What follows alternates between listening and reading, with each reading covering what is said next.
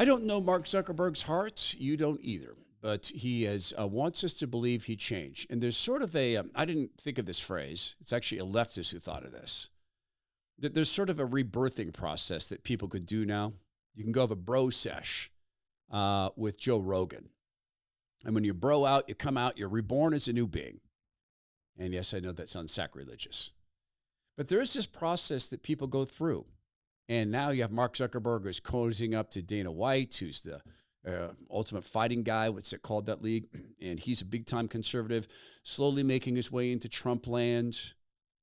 And again, I believe that Zuckerberg has changed to a degree because when he started doing CrossFit and combat sports, I said he's going to change. This is going to light something up in him that hasn't been lit up before. He's been a guy that lives in his head. He's been a guy who lives in theory land. When someone's trying to choke you out in a match of jiu-jitsu, it's hard to remain in theory land. And when you're looking at a workout in CrossFit that's super intense, it's hard to remain in theory land when you're halfway through it and Pukey the Clown is knocking on the door and you're wanting to puke, but you know if you puke at that point, you're not getting through the workout. So you got to wait to puke till you're done. That's when theory is gone and application hits. But there's also then the goosing of testosterone, which is a hormone men need. I mean, all of us need it, men and women. Men need it more. And that hormone is also a protection hormone, I think. I think it's something that God gave us, that at moments of stress or danger, we can call on that to help be defenders, help be sheepdog or lions on occasion, because there is the lion and the lamb. And Zuckerberg had a kid. I think now more than one. And being a dad changes you. You see that little baby, and that little baby's dependent on you, not just for money, and Zuck has plenty of that, but for defense and love and stability and protection. So there's been some changes at Facebook's offices in Silicon Valley. This hasn't gotten as much attention as his coming out against censorship. And we'll talk about that in just a second. Maybe it's wisdom. I don't know that Zuck knows the Lord, but there is a red pilling that happens to people and then starts to lean them into communities where people are Christian. And God can use many, many ways to call people to himself, such as the politics of the right. People coming to now spend time with people who are godly people and realizing that, in fact, God is real. And then they can have the wisdom that comes from fear of the Lord, which is the beginning of wisdom. Now, it's not the same thing. It's not spiritual wisdom. It can't take the place of reading your Bible or being around Christian friends. But there is a product called wisdom. It comes from Wisdom Nutrition, and it's a Bible-based herbal blend. And I take it like this. And if you're looking at the camera here, this is the droplets in which I take it. This is infused with light waves and sound waves to lock in the potency. And the freshness is locked in by doing this cold brewed, okay? And in small batches, so the quality control is super, super high. Now, despite the fact that it's morning, I like to take a little bit of this just because it's so awesome tasting. And it's based in this oil, but it's also based in God's word. Dr. Patrick Gentempo, who invented this and still makes it, was doing his podcast called Christ Revealed, doing some research in walking in the footsteps of Jesus. And all these verses he's reading, talking about hyssop and cinnamon and holy basil. And it occurred to him, wait a minute, these are healing herbs. Why are we doing all these other approaches?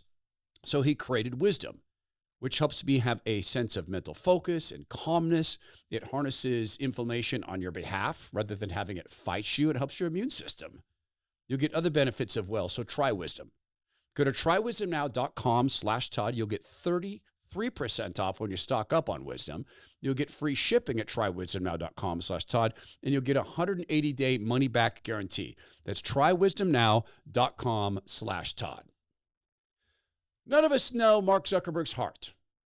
God knows his heart, and he knows his motives. Zuckerberg is insanely powerful with Facebook and Meta. Well, Meta owns Facebook and Instagram, with Facebook Messenger, with money to buy companies after companies, with the money to make or break companies. So when Zuckerberg was approached by Washington, D.C. and pressured to start lying to the American people, lying about this or that and this or that medical situation and this or that voting situation and this or that vice president's son or president's son and this or that CIA report. Of course, Zuckerberg said, you can't pressure me. I'm a billionaire, man. I've got $30 billion. You can't do anything to me. Forget you. I'm not going to violate my principles. I'm a born free American man with red blood pulsing through my veins. Plus, you come and try it, I'll wrap you up with a jiu-jitsu move and choke you out, brah. No, that was before the combat sports and CrossFit began to take hold. Zuck said, okay. Apparently. But there have been changes. So are they real? This is from the New York Times. So they're upset with Zuckerberg for stopping the fact-checking, which was not fact-checking. They're upset with Zuckerberg for going in and having the ritual of the bro sesh with Joe Rogan. And nothing against Rogan. He's earned everything he has. He's very good at what he does. He's been doing it a long time. He figured out podcasting early on. He jumped in when other people thought, it's not going to be a big deal. Now he's the Rush Limbaugh of his era. Not, by the way, in talent. He's a different talent. No, truly, Rush had a once-in-a-generation talent. Very different human beings, but in terms of influence, Rogan has that. So the bro sesh goes, and Zuckerberg is now washed anew, and he's right. So the New York Times is upset about that. But here's what they're really upset about. At Meta's offices in Silicon Valley, Texas, and New York, facility managers were instructed to remove tampons from men's bathrooms, which the company provided for non-binary and transgender employees who use the men's room and may require sanitary products. The New York Times reported on Friday. Meta didn't immediately respond to a request for a comment from Business Insider. Business Insider writing about the New York Times piece. They removed tampons from the men's room. Now, look, honestly, tampons can be very useful for men. No, they can. If you're shot, if you've been shot and you don't have a stop bleed kit, and there are stop bleed kits you can buy. And by the way, if you go backwoods, you go hunting, you have any knife sports, combat sports, you're way back, like you're doing something 3 or 4 days on your own in the desert, you got to have a stop bleed kit. If you don't have one, you can use a tampon. That's where the usefulness stops. So the New York Times panicked about that. That seems to me to be a significant change because it engenders, see what I did with the pun there? It engenders employee pushback, which they're getting.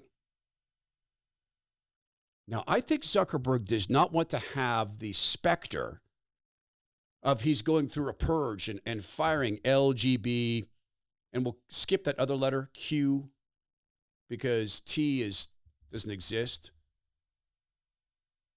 So I don't think he wants the specter of he's firing all these people. Plus, I'm sure there's super talented people. There are super talented people who choose that as their identity. Now, that's a tragic thing to choose that as your primary identity, to choose a feeling as your identity. But that's their choice. Or maybe it's not. Maybe they've been conned into it.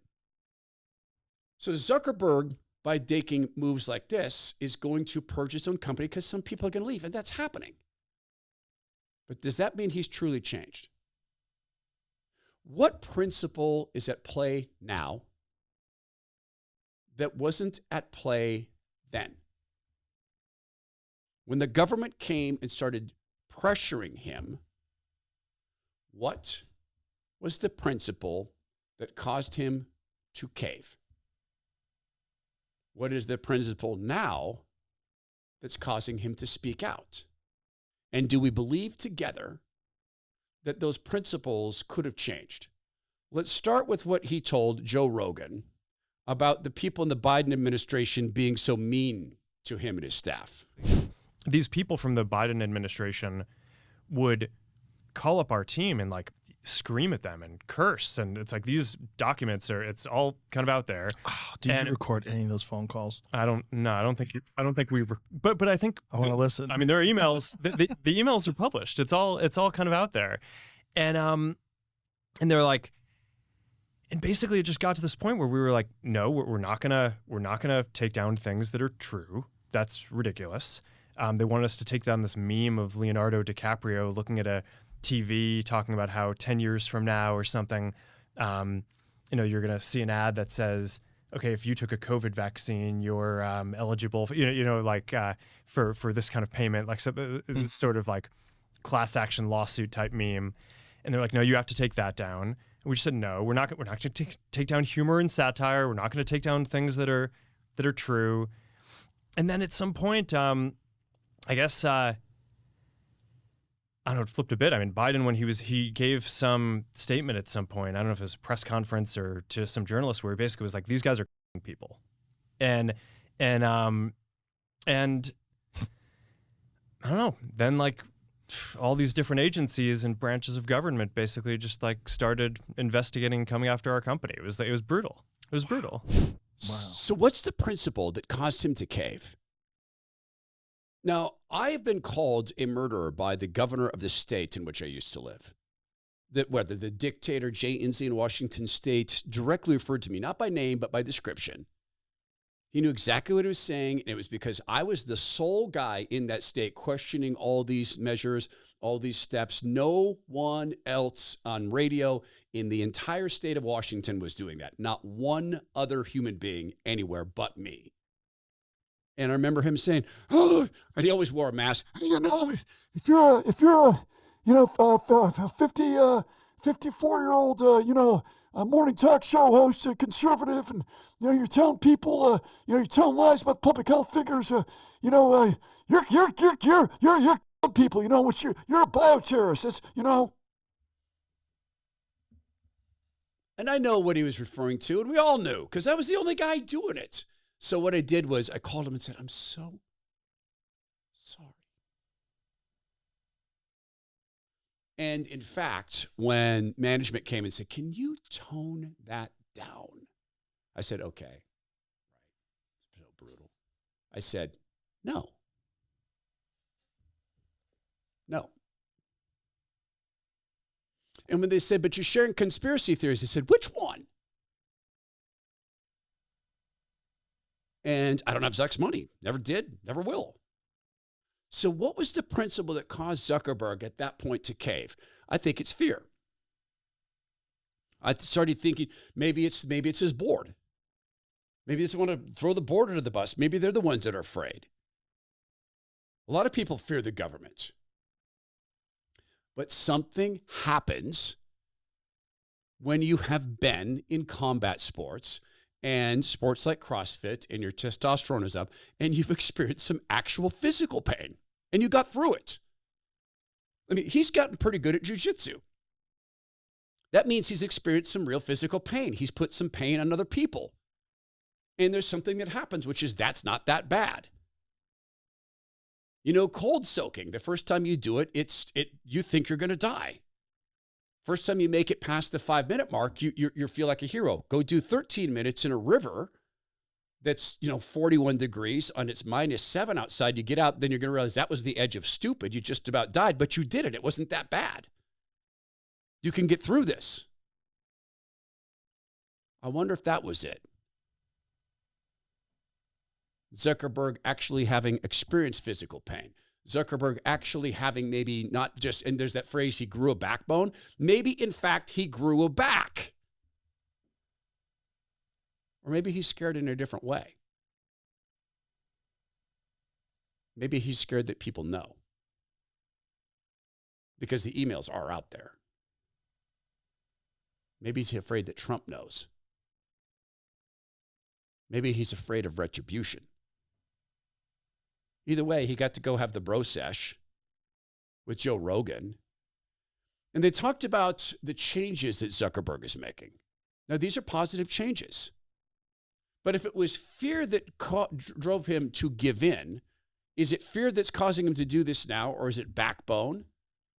Is it that he is so afraid of the government going overboard? Something has to be. What is the core principle here?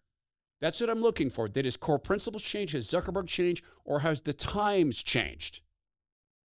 Zuckerberg is lifting something that Elon Musk came up with at Twitter. There are a couple of different things here. One is, this is something where I think X and Twitter just did it better than us on fact-checking. We took the critique around around misinformation. We put in place this fact-checking program, which basically empowered these third-party fact-checkers. They could mark stuff false, and then we would downrank it in the algorithm. I think what Twitter and X have done with community notes, I think is just a better program. Rather than having a small number of fact checkers, you get the whole community to weigh in. When people who usually disagree on something tend to agree on how they're voting on a note, that's a good sign to the community that there's actually like a broad consensus on this, and then you show it. And you're showing more information, not less, right? So you're not using the fact check as a signal to show less. You're using the community note to provide real context and show additional information. So I think that's better. Maybe it's this. Maybe Zuckerberg is a follower. I mean, he leads a company, but I don't know how he leads. I've never been in a meeting with him. I have friends who work at Facebook, and I've never heard about a Zuckerberg meeting. I know that they're leaders. Maybe he's a follower. Maybe that's it. Maybe watching Elon Musk, who is not a free speech hero. He's far better than Jack Dorsey, but he is not a hero. He's a transhumanist.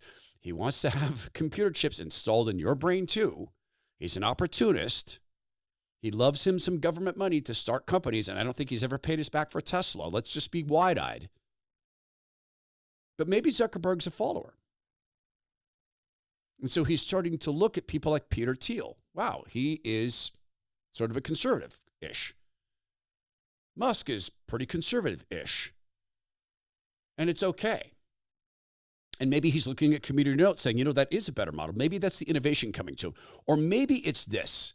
Maybe he's lived so long in a culture that is attacking anybody who dares to stand up against the government, that maybe that backbone, the combat sports, that bravery he's learned, maybe the testosterone has made him say, you know what? No, I'm going to push back just like in the jiu-jitsu ring.